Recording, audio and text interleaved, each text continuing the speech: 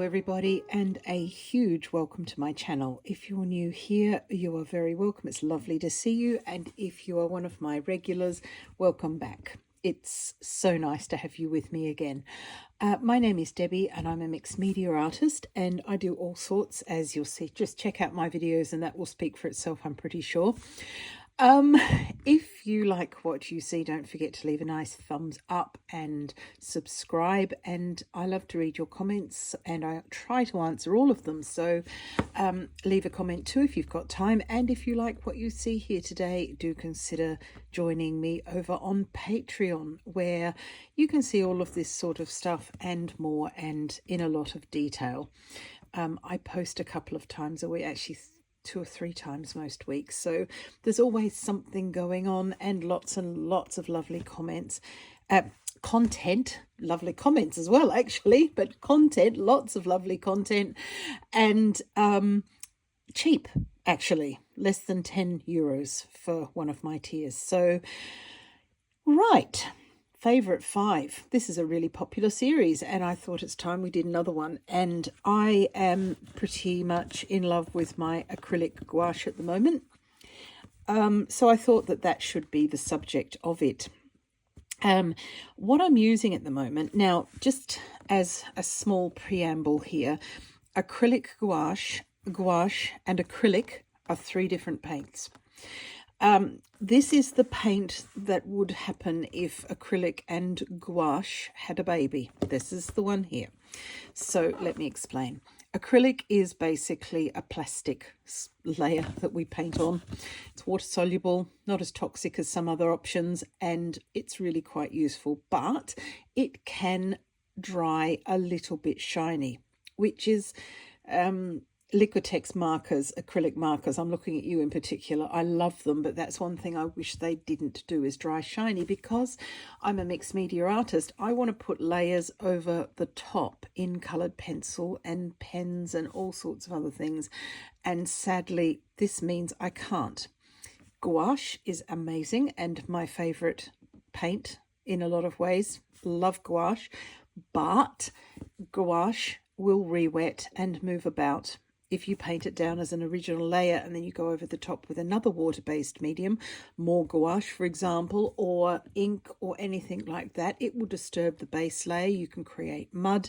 It's not easy to get on with, better than watercolour, but not always easy to get on with. So what we need is a middle road. And like I said, if acrylic, gosh, hang on, just let me turn all the lights on. I wondered why it was so dark. There we go. I might get the hang of this one day. I'll let you know if it ever happens. There, try that. Sorry about that. Gouache and acrylic, if they got together and had a baby, they would have acrylic gouache, because this is a more matte drying paint. So we've got that property, but we've also got the property of it not moving once it's dry. It's there for good, and that's great. It's a good thing and a bad thing, because of course if you want to soften an edge or take something back a bit and move it away, you can't, because what you've got is what you get. I like it because I'm pretty sure of where I want to put the paint, and it's okay. That's, you know, it's good. I don't mind that, and I like the fact that I can go over the top with other things. I can knock it back a bit. I can go over with pencil. I can do all sorts of things, and you're going to see a bit of that today, because with Favorite 5 plus 1, our honourable mention today is a surprise to all of us, me included.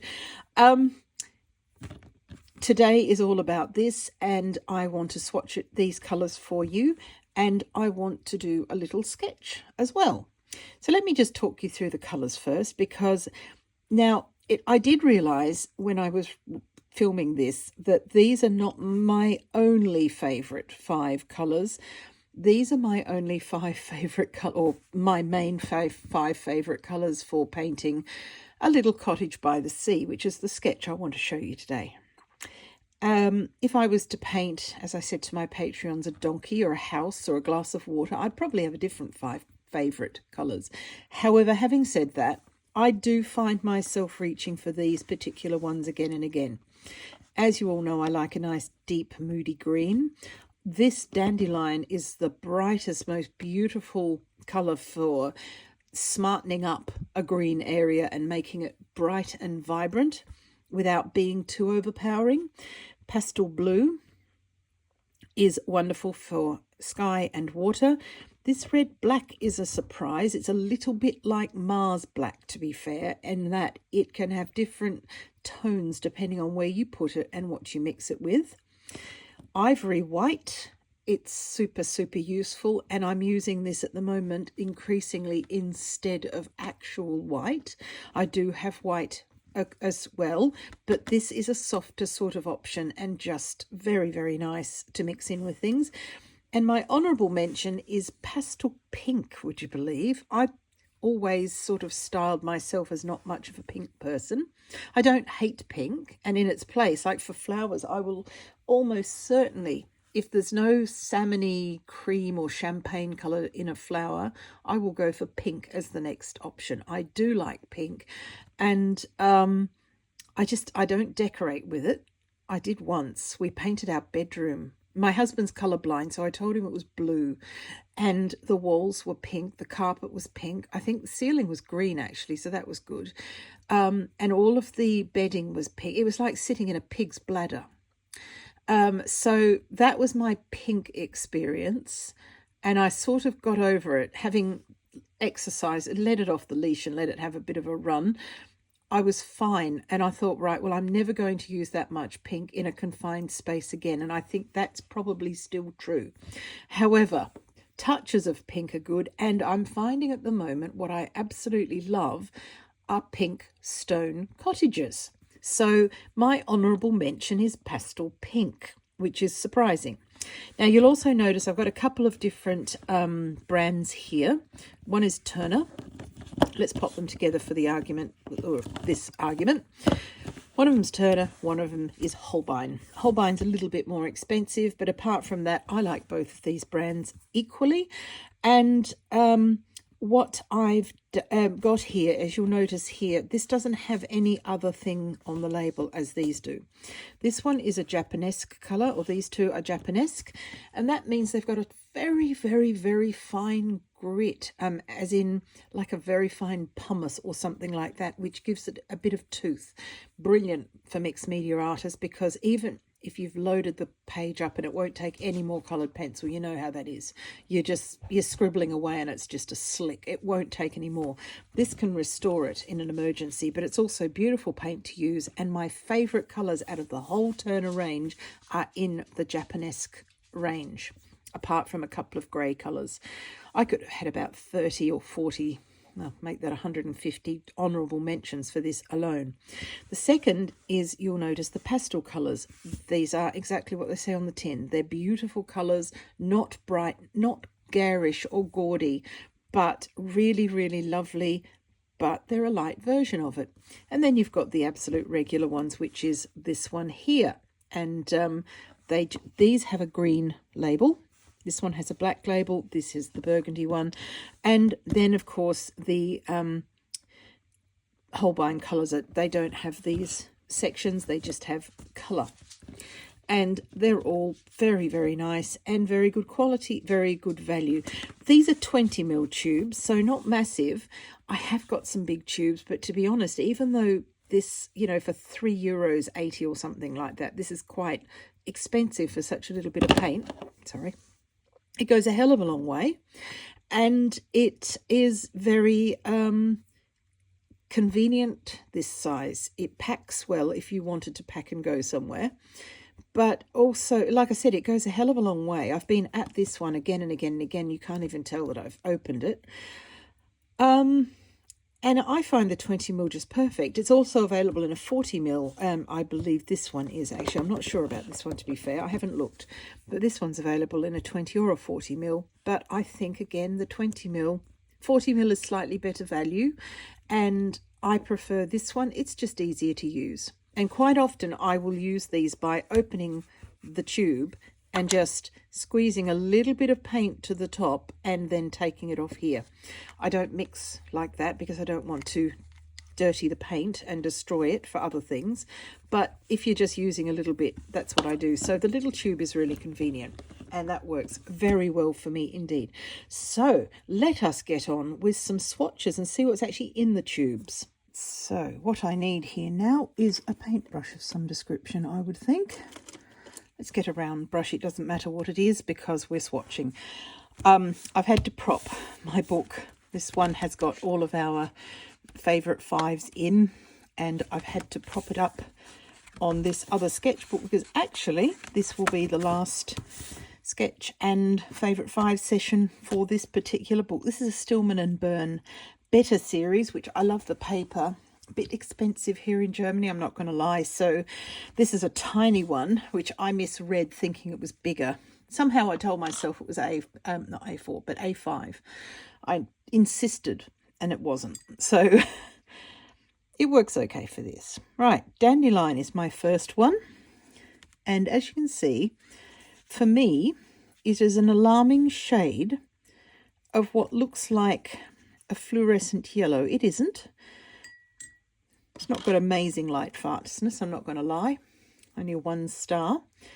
But it's actually really useful and a lot for sketchbook work. It's really quite useful for highlighting green things if you're using this to highlight. Sometimes I'll highlight with a colour pencil.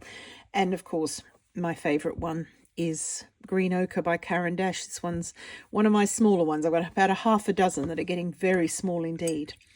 But this is a really, really nice highlight colour for green. Now, in the Japanesque range here, this is Japanesque Red Black. I've made little swatches on the ends of the tubes so that when they're sitting in their basket upright, I can see what they are. The trick with this, it's a game of nerves, and don't squeeze quickly because it will come out quite quickly. Like I said, it's kind of a Mars blacky type colour. I don't know if you can actually see the granules in there. You really can't.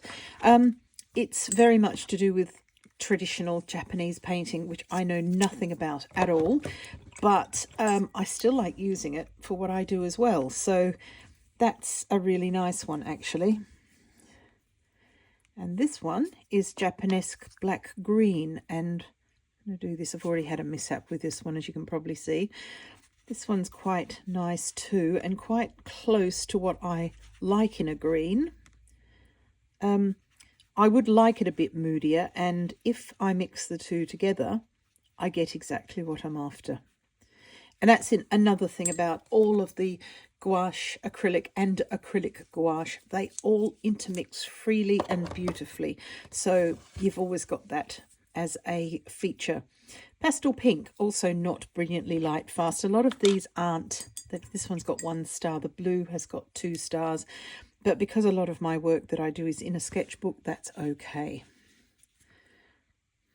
Right, this is my honourable mention, actually, which has got itself in the wrong order. Doesn't matter. I'm sure we can keep up. It's a really nice pink. It's not...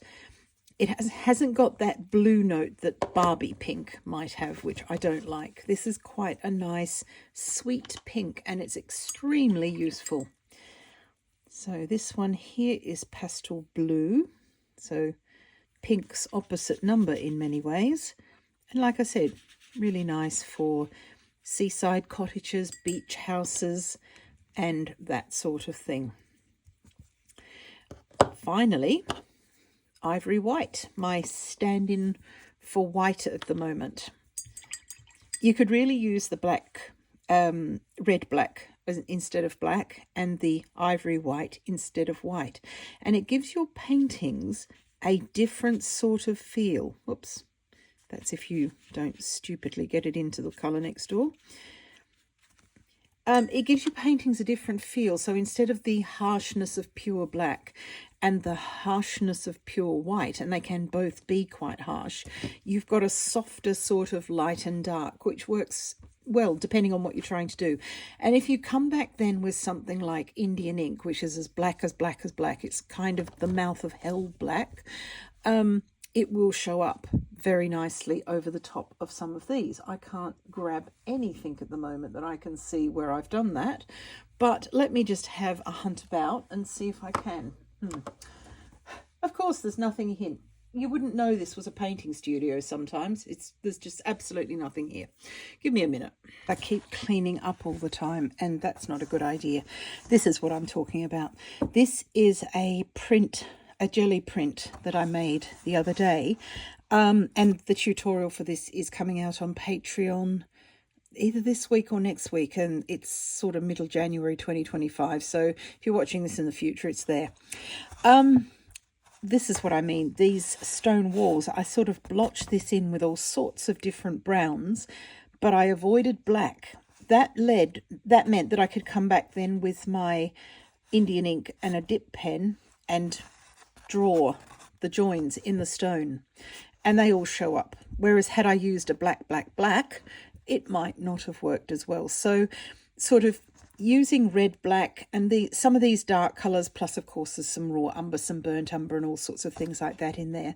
That works particularly well. And then come back in and just normal Indian ink. It's just a Talons brand. It's not particularly bougie or expensive, but it does work particularly well. So yeah, using some of these darker colours in the place of black, and the lighter colours in place of white, works well. That was the whole context of that 10 minutes, which could have been done in 3. Having said that, immediately grabs white pencil. Don't want a white pencil. I want something a little bit more neutral. I like to draw my sketches with a watercolour pencil, because it means I can get rid of things I don't want. Right, this is going to be a bit of a nuisance because the cottage is going to end up, let's do some sea. Bear in mind this comes out of my head, so God only knows. Let's put a cottage here. If we make it considerably sort of tumble down, don't want it too big. It's a cottage, not one of these huge buildings that people call a cottage but actually isn't. And then we could put a bit of a cliff there, the other bit of the cottage, and some green around, and we just bring the sea back here. How's that? That might work. Now, the other thing with this, I realise that you probably cannot see a damn thing. The reason I use a watercolour pencil is because I can erase this as I paint, because I'm using a watercolour paint, or water paint, not watercolour, water paint, water-based paint. But I like to use this water-based paint as a last step. It's usually something else happens beforehand, and in this setting, pan pastels are going to happen first. They'll happen soon as well. What are we going to do? How about blue and blue, bit of white? So what I want to do is I will first of all put down a couple of layers in the background, especially this bluff here, the sky, and a lot of the sea. I'll do that in pan pastel because it keeps it in the background. Now, horror of horrors, I don't use the soft tools for this. I did get one person commenting and saying that if I shouldn't use makeup sponges because I'm not getting the full beauty of the medium. Almost certainly she is correct, and almost certainly it doesn't matter. I'm not a pastel artist. I am a mixed media artist, and these sponges are just fine as far as I'm concerned. But it was nice of her to point that out in case it mattered. Just a little bit of, I'll just let you know what these colours are in a minute after I've used them here. I do pinch them quite hard here because they're a bit soft, and I'm aware that I'm probably not getting the most out of my pastels, but it's okay for what I need to do. Let's get that up there. It doesn't matter if that bit's there as well. Not sure we're going to need much white. I'll just put a little bit in just because we got it out. It'll all come together and make sense in a second. Everything's a hot mess when you start. And paintings, any sketch, any painting, and I reckon even the old masters would relate to the fact that they go through an ugly stage. Just thinking, I think this one. My dog has just decided she needs to leave the room naturally. I'll just let her out before she starts scratching. Right, so like I said, we're using pan pastels here to keep all of this in the background where it belongs. I don't want it to be front and center. There's something on that page it's grabbing onto. Doesn't matter, I shall use that. The other thing I use are these little makeup sponges, which are much easier to get some detail without getting it everywhere. And then when I get to the bit here, for example, where I want to put some white on the edge of that to make it disappear into the background, I can do it much easier with a smaller implement. Also not correct, but these last for ages and I wash them. I know they're not very environmentally friendly, but neither are the ones that you buy for huge amounts of money. And I'm told again and again and again, I was going to invest in the soft tools, and I have some here by accident because they were in a kit. And I've been told by, I think we must be nearly 10 people now who've told me that they last for about 5 minutes. So I don't want to buy things that are going to last for 5 minutes. Just going to use this, and then I shall tell you which colours I've used so that you can make a note if you would like to. This allows me to get around here and put some depth here in the sea. But again, and this is what I love about being a mixed media artist, I'm not that fussed if the sea doesn't have a lot of depth, because I have the option of coming back with several other sorts of media, and I'm going to do that. A bit of sky. Let's pretend it's nice outside. It's, like I said, it's January. I live in Germany. The sea looks nothing like this at the moment. Right, what have I used? I have used a titanium white. Get the lid on. Oh, I love putting these on. It's just such fun. They cross thread. Titanium white. I have a phthalo blue tint. I just don't want to tip them up without the lid, otherwise they'll go everywhere. I have a turquoise for this sea and some sky. The good thing about the blue colours and so forth is if you buy those, you've got them for the sea and the sky. They work for both. And the very, very misty spit of land over here is orange extra dark. So like I said, what I do there is to use these so that that will stay very, very firmly in the background. These can now go away, and I will fix that, and I use hairspray to fix it with. Another horror. I'm sure that art purists are turning in their graves, seats, whatever they're in, they'll be turning in them. It works perfectly. I've been doing it for 40 years odd. Let me stay on camera, that would be even better. So yeah, what we've got here now is we've got a background. I'm going to work back into this with some other mixed media tools, and then we're going to use the actual star of the show, I haven't forgotten about that, to make the cottage in the foreground, and the result will be misty background with not much detail and a sharp focused cottage in the front here. Right, that's all lovely and dry. Like I said, just hairspray, and yeah, there are a few marks here on this. I've dropped something at some point. It doesn't matter. You'll notice I've left the white and the light close to the horizon. That just brings a bit of a glow to that particular area. And like I said, this here, little bit of whatever it is in the middle, just however it goes on, because you want that to be quite really quite misty and distant. And you can do this in a couple of ways in a painting. You can either put some sky colour in with what you're painting. I mix some blue in with it. That will take it to into the background. The next thing you do is don't put any detail on there. I mean, if you put a lot of detail up there, you will see it and it'll bring it all forward, and you don't want that. Just making sure, what have I got here? Got that one, that one, that one. It's a bit of dandelion. It's a pity that some of these are not more light fast, and that bothers me because, of course, I forget. I go after a colour and I forget. That 4, and this is the green that wants to come out everywhere.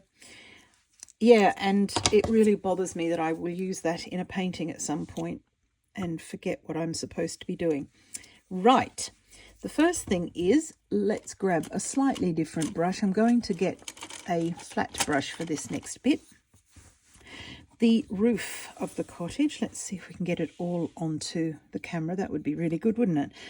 I'm going to use the black green and a little bit of the ivory because I want a black but not too dark, and I don't want it too light either, because if it is too light, I've got nowhere to go when I want to come back in with some other mixed media tools like coloured pencils and things like that.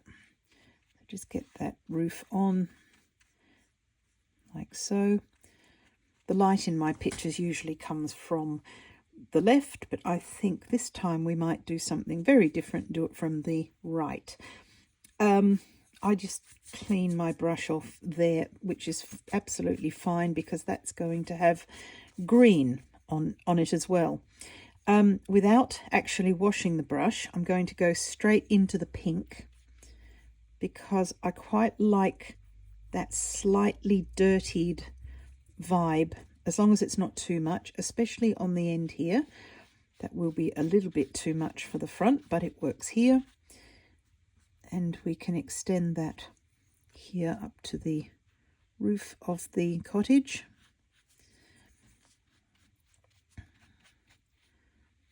It also visually brings your picture together, the way your brain will read that. It will see the colours are the same in every layer. So, you know, just having that little bit of dirtiness in the paint is also a good idea. It's a great boon too if you're painting away from your studio, which I hardly ever do if I can get out of it. Because it means you don't have to have so much reliance on water. You can wipe the brush instead. So I've got a little bit of dirtier paint here on the palette, which I'm using for under the eaves, such as they are on a cottage like this. I'm having this, like I said, this fetish about pink cottages at the moment, so that's why you're getting a pink cottage today. I do hope that's absolutely fine with everybody. If anyone's violently opposed, do write in. They can be any colour at all. Now we've got another chimney to put up here and a bit of lighter here. That can all come in afterwards anyway. These cottages are extremely simple, and anyone who struggles with buildings, this is the one to start with, because they're all constructed basically on this pattern. Okay, so that's the cottage in. We can do some quite quick windows with some blue. These cottages don't tend to have a lot of windows.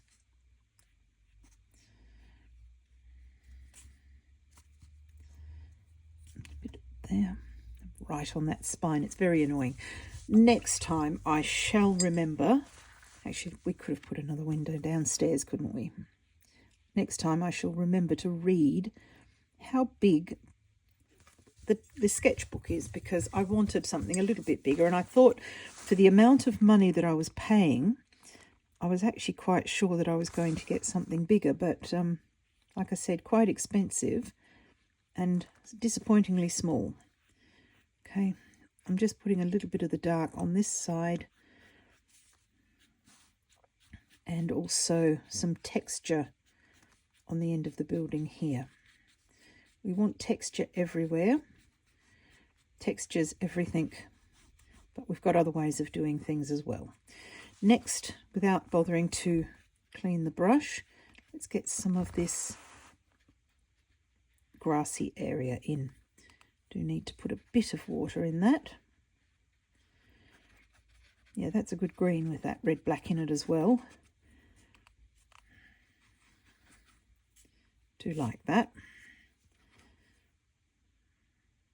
The good thing about this, you can layer it up quite a bit. For starters, I'm putting a bit of water in it. That is to fill in the colours, fill in the gaps in the page, the texture, not the colours. Just looked at a colour and had to say the word colours. The texture in the page just fills it in a little bit. and then we can come over the top and do some other things with other mixes. So you can water it right down so that it's actually little more than watercolour, but unlike watercolour, it will never shift. Okay, still not on the camera. I apologise for that. Let's see if I can move the camera. That actually happened as it stopped filming. So here we are again. Pretty much seamless. Oh, that's good. I've sort of got a bit of a path happening. Like I said, this is just in my head, so who knows. Put a little path in there, a bit of grey. Right, all looks very primitive at the minute. What I'm also going to do is to get my larger brush, my dome blender that I love, tiny bit of water on it, and into this blue to add some texture to the sea that is closest to us. I need a bit of water because most of it is distant, but there is a bit of close here. You're not going to see much until I use a bit of coloured pencil as well. A bit of green as well, because we've got green, might as well add some of that, because where the sea is deeper, further out, is where you will get darker colours.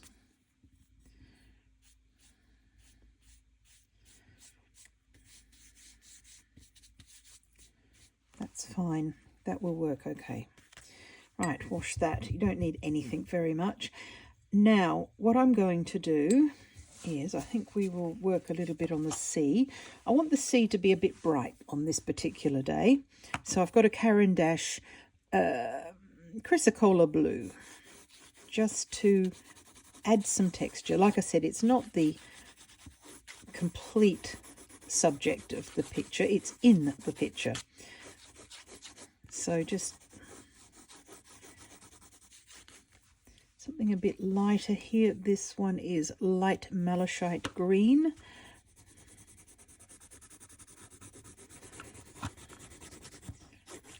And even though the pan pastel's been fixed, the way I test it then is to rub it, and if it doesn't come off on my finger, then it's absolutely fine. I need a slightly darker colour. How about dark indigo? That will do. Just to give it a little bit there. I don't want to do too much because I want to keep it quite light. But if you put some darker colours towards where the glow is on the horizon, the glow will be more obvious, and then you can knock it back by burnishing it with a lighter colour. So wherever there might be deep spots here and there in the ocean, as happens sometimes, like so. So going on very, very lightly with the dark indigo, and then straight over the top a little bit heavier with Chrysocolla blue. And any time you go over something that is darker with a lighter pencil, you'll burnish it and knock it back somewhat. See, over here too, we don't want to neglect this. This might have a little bit of dark blue, and then back in this one. As you can see by the length of the pencil, not colours that I reach for a lot, but every now and again they are useful. That'll do, that's fine. And then my Derwent drawing Chinese white over the whole of this part here. Again, it knocks it back. I'll show you in a second a little bit closer. It knocks it back and burnishes. So you get that a little bit of a smoother effect, but there's still a little bit of grain. And along here, that can be quite nice and light. That's all that needs to have done to it. Now, whilst we've got this blue pencil out, the dark indigo, just a little bit in the tops of the windows. I don't normally do these in blue first, but sometimes I do. This gives a glassy look to them, especially when you then get the white pencil and go over the top. It's going to rub it out a little bit and reveal. I just chipped a bit of the blue paint off there. A little bit too sort of overzealous. But when we put some mullions in, for example, just after my white fine liner, give that a good shake and put the mullions in. Just make sure that's going to play ball.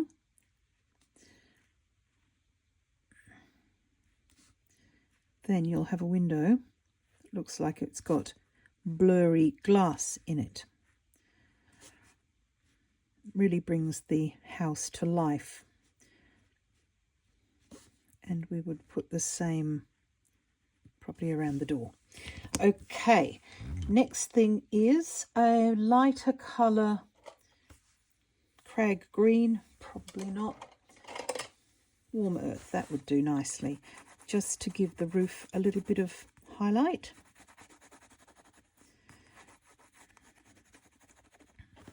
I would also use this on the actual cottage wall to go over the top. So as you can see, in a lot of ways, the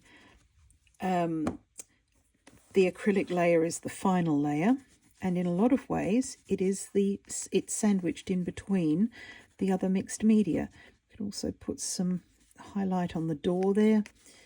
Maybe go around the windows just a little bit. I know this is pink, and you would think that the darker areas would be a darker pink, like here I've mixed it with the brown.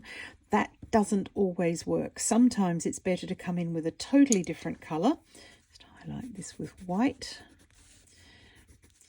because when you do that with a totally different colour, it looks like a shadow rather than just a darker bit of pink. And sometimes some of the darker pink colours that I've got, like burgundies and merlots and all those sorts of colours, they have a funny undertone and they don't work properly. It's better sometimes to go in with a brown and shade the pink with that.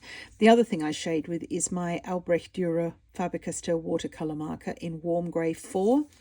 Absolutely love this. Just a little bit under the eaves here and smudge it. I smudge everything. If it doesn't smudge properly, put more on. Remember, this is a watercolour marker, and underneath you've got something that can't be disturbed. So if it's not moving properly, add some water to it. And we can use the other end of this to put a bit of shadow in the windows, and also where you're going to see it. I smudge everything because that gives texture. Go back with that and give that a bit more sharp. You can then come in with the white pencil and go over the top a little bit, which brightens it up from the direction of the light in this case. And what I would do finally there is come back and do the windows again. Oh, this is, I love this. It's a Touliart 0.7mm, but it's, sometimes it comes out very quickly the first time, and I don't always remember to wipe it. But I go over these twice. You can use a gel pen as well if you have that instead. I go over these twice in order to just brighten them up. I'm just going to ignore that because if I fuss with it, it will make it worse. Okay. A little bit of white on the roof here. Chinese white is my favourite. I know Holbein is often lauded as being brilliant, and it is, but Chinese white, Derwent Drawing Chinese white, can't beat it. So a little bit on the roof. This is sort of a grey slate type roof that these buildings often have. Now that leaves us with this expanse of none too attractive looking green here. What I'm going to do is get a deerfoot stippler, which is this one here, and it has a toe and a heel. We want to put paint on the toe only, so I don't wet it. I go straight into the paint, which I've left a bit long and is now starting to dry, and I pounce it on my palette like so, because then I can come along a little tiny bit of water, and also going to mix it initially with some of the green, just to fill that in. It's just too much to go from that very, very light, very, very dark green to very, very light. So we're going to do all of this all over the place.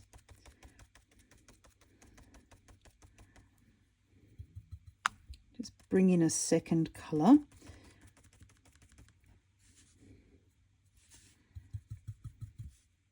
Little bit of green. I may need to get some more dandelion in a tick, but we can do that.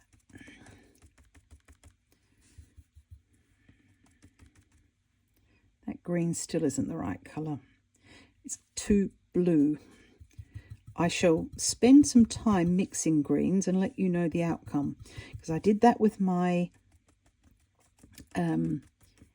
gouache, and I'm going to have to do it again here. So what this does is adds a little bit more texture to the ground there. It's only one of several ways of doing it. So if this is not always my favourite way. I find I don't like to overuse this technique. It looks too sort of, I don't know, it doesn't look very professional. There are better ways.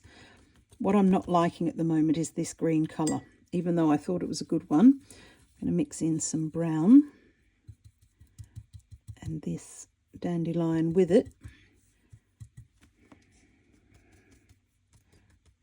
and just give some shapes and different variations in the colour.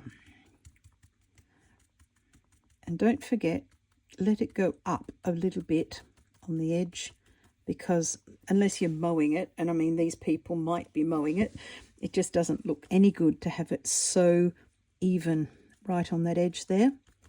But this brush is brilliant for this sort of thing. It's one of these cheap sort of cheats, because the brush itself is not expensive. I've had this one now for 22 years, if not more, probably more actually. Right, so just knocking that colour back an awful lot. I much prefer that dirty colour I've mixed. So I've mixed that from the red black, black green, and a little bit of dandelion, which is much better. It's a really dark army green, which is what I'm after. Because what I can do now is, without cleaning the brush, is just put a little bit on the toe of the brush. You see that, I think, quite clearly there, hopefully. I hope that's in focus. And then stamp that to... What stamping it on your palette will do is spread it from the toe across, and it'll fade from really bright to quite dark. I used to do this with folk art when painting teddy bears. And then what I'm doing is I'm painting in C's. Let me show you again. So instead of going across, I'm doing it in arcs, like so.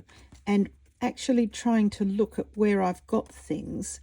So you know, for example, there might be something there that we could put in, or up the back a bit. Bit of highlight there, but not too much. And this just gives us a bit of, again, texture and variation, as you might see in plants close to the beach.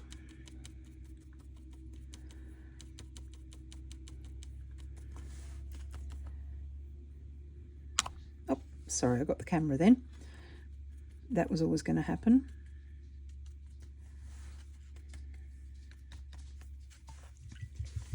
That sort of thing.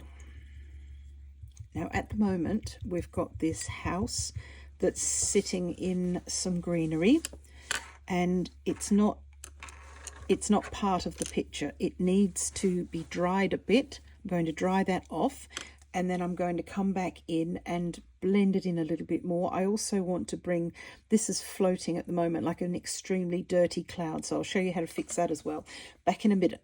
Now the same pen is going, or same pencil is going to do most of the work for us. It's the Derwent Drawing Warm Earth. Let's start in the back here first. I'm just going to have to move that around if that's okay, and just anchor this down a bit, because although it's all very nice and good, it's floating. And like I said, it just looks like a cloud of pollution rather than the headland that I had in mind. Don't forget you can use your fingers to blend. All of these colours will blend the coloured pencils because waxy and oily bases will warm up with your finger. And if you're finding that it's not blending, it might be very cold where you are, that will affect it. Then you burnish with a lighter colour. So you go back in then with maybe white. And on its side, not sort of like so, but on its side, to knock that back. That will limit the amount of sorts of layers you can put on. But then again, as we said, we don't want too much. But as you can see, that's already pulled that down to earth. I'm going to go in with a little bit of forest. This is Derwent Light Fast. You can't sort of see that anymore. But just bring that to the bottom. It's a little tiny bit. It's kind of a green colour, as the name would suggest, but it's also a bit grey, and it works quite well on the top of everything else. This would mean now that we might want to put some white on here just to separate that out because it's right on the roof line. This looks like paint by numbers. It's horrible. So what we're going to do is go in with forest and shade the actual foliage here a bit, but we're also going to shade up onto the building. I'll bring in the warm earth again in a second, because what this does is it nestles the building into the greenery. As you can see there, it's already sort of happening. Let's do it here too. So on its side again, and let it come up onto the building and into the greenery so that it becomes sort of as one. But there too, you can also bring this down and just knock back some of these areas. Whatever you do, if you're using a method like this, is every time you see a pattern emerging, break it, because you don't want the whole thing to be just a little lot of scalloped C's. But this is why it takes as long as it takes to do a painting like this. Oh gosh, this is now going to come free, so that's going to be handy.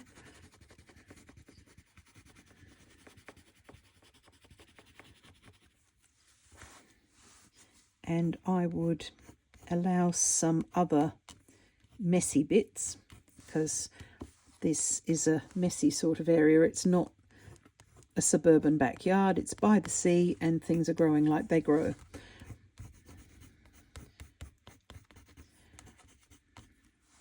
You can also come in with, and yellow ochre is my, sorry, green ochre is my favourite, and just highlight some of the tops. And then what I'm going to do at the end, which is surprising, is come back in with the dandelion paint again and just reassert some here and there, which makes the whole sort of picture come together. What I want to do here is to create some stems. Let me see which colour is best. Let me try light sienna. Derwent Drawing light sienna. Will that do it? It sort of does, actually. I don't want them to be too sort of dominant, but just to make sense of those as sort of trees and bushes and things like that. You can put them anywhere. You can also put a little bit on to vary the colour. And the good thing about this, and this is what I love about mixed media, is because we've got so many different colours in here now, you can run over this with the light sienna and it won't grab onto everything. It'll only grab here and there. So, you know, it's not going to let you just put it everywhere. It will only stick to the areas that are paint. Anywhere you've got coloured pencil, it won't let you put it there, because it will resist itself. So yeah, back to this one again, and a bit of dandelion, and now selectively say here, so that we now have some bushes here in the background, and we might have a bit here.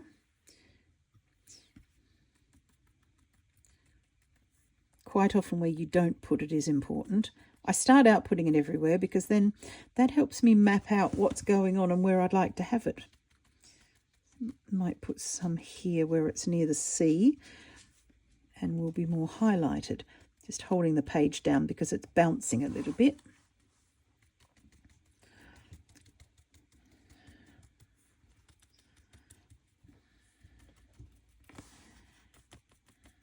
And just sometimes just at random to mess it up a little bit, because you don't want it too neat and tidy. It's nice to have a neat and tidy garden.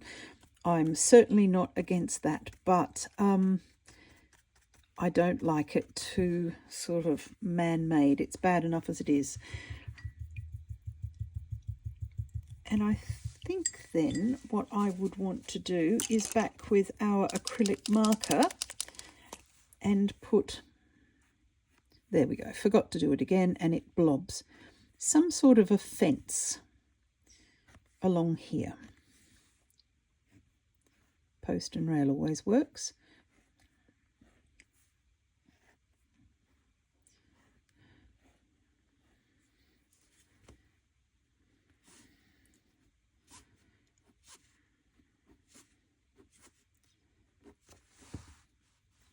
Somebody's made a bit of an effort at least. And sometimes dots and dashes like that, so you can see where the actual foliage is growing through the fence.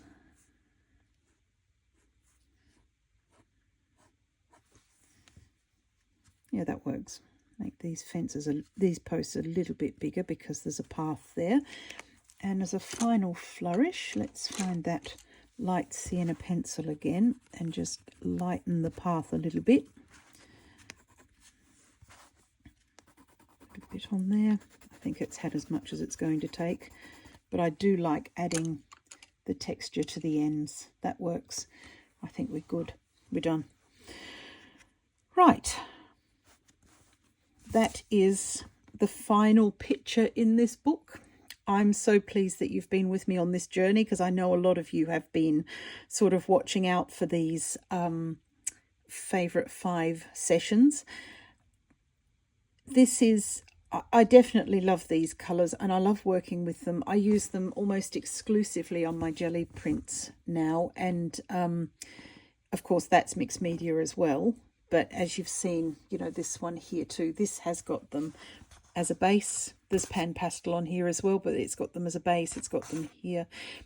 They are what create that brilliant texture. That plus the jelly plate, of course, have that brilliant texture. In fact, sneak preview, I painted a snail. This is also a jelly print, but it's all pan pastel background and then acrylic gouache over the top, which works really well, and then the India ink, which you see quite well because there's no real black in there. And one of you did ask about framing pictures, so I'm going to do a tutorial on that. Very, very simple, not at all professional, but it's useful to know, especially if you create quite a lot of artwork. It's nice to be able to frame your own, because it's the expensive bit. Just quietly, you think going to the art shop's expensive. No, the expensive bit is the framing, sadly. Anyway, any questions at all, let me know in the comments. And like I said, do consider joining my Patreon, and we can take this a little bit further, because I've got other things that I do with these sorts of things too, and more time than I allow myself here, because I've had a lot of people say they really like the fact that these are not too long. So who knows, you can't please all the people all the time, sadly, so probably some people would like it longer, but you know, it's how it is. I hope you enjoyed this, and I certainly enjoyed bringing you this series. It sounds like I'm wrapping it up. I'm not. That's just the end of this sketchbook. I will get another one and we will start again with another medium. And I'm also going to do some specialized edits with it as well. And, you know, so we have a summer tree edit. If I can just take you back. Actually, let's let's have a little look through and so forth to show what we've got so far. We've got the Ecoline brush liners, or Ecolina brush markers. We've done Caran d'Ache Luminance, another little cottage the same.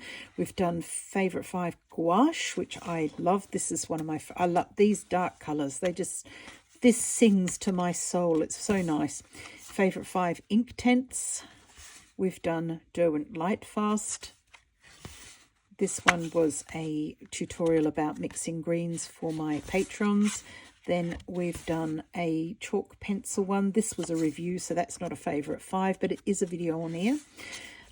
This one is another review, so not a Favorite 5. Somehow got into this book. Here we are. Favorite 5 Derwent drawing pencils. Some of my favourites. And this one here, this was what sparked me off to realise this could go a lot further. This one is the Favorite 5 Mixed Media Materials, the Summer Tree Edit. So it wasn't just the one sort of medium in 5 different colours.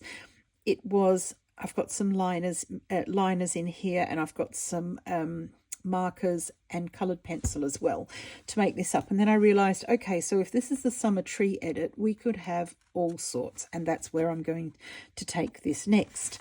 This one's Favorite 5 Graphite Tint. I'm not sure about them. Neo Colour 2, very nice to use. Soft Pastels.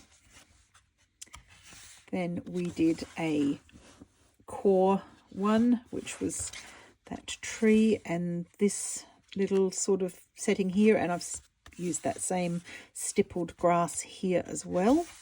That was a tutorial for my patrons. Then my Wuthering Heights one with pan pastels last week, or not last week, good grief, no, last month, the 12th of December. And then this week's, or this month's, is a brighter seaside cottage.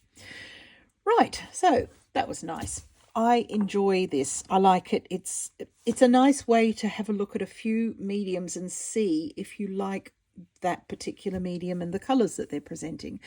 The only drawback I have with these colours is the greens are a complete pain, apart from Dandelion. And Dandelion's sort of painful because it's not as light fast as I'd like it to be.